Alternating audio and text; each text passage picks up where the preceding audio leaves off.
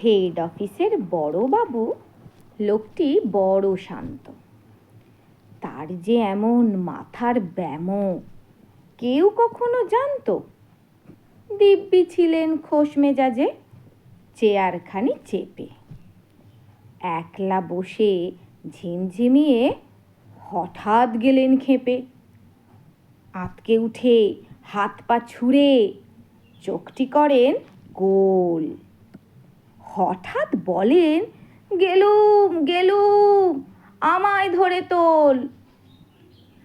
তাই শুনে কেউ বদ্যি ডাকে, কেউ বা হাঁকে পুলিশ, কেউ বা বলে কামড়ে দেবে, সাবধানে তেতুলিশ। ব্যস্ত সবাই এদিক ওদিক করছে ঘোরাঘুরি। বাবু হাঁকেন, ওরে আমার গোঁফ গিয়েছে চুরি। গোঁফ হারানো আজব কথা, তাও কি হয় সত্যি? গোঁফ জোড়া তো তেমনই আছে, কমেনি এক রত্তি।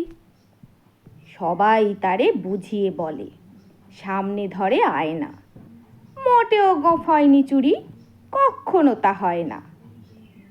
রেগে আগুন তেলে বেগুন তেরে কহেন তিনি, কারো কথার ধার ধারি নে, সব ব্যাটাকেই চিনি।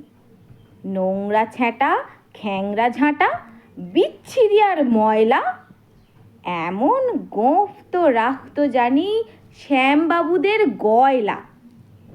এ গোঁফ যদি আমার বলিস, করবো তোদের জবাই। এই না বলে জরিমানা করলেন তিনি সবার। ভীষণ রেগে বিষম খেয়ে দিলেন লিখে খাতায়, কাউকে বেশি লাই দিতে নেই, সবাই চড়ে মাথায়। অফিসের এই বাঁদরগুলোর মাথায় কেবল গোবর।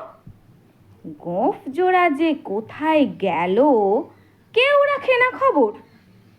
ইচ্ছে করে এই বেটাদের গোঁফ ধরে খুব নাচি, মূর্খগুলোর মুন্ডু ধরে কোদাল দিয়ে চাঁচি।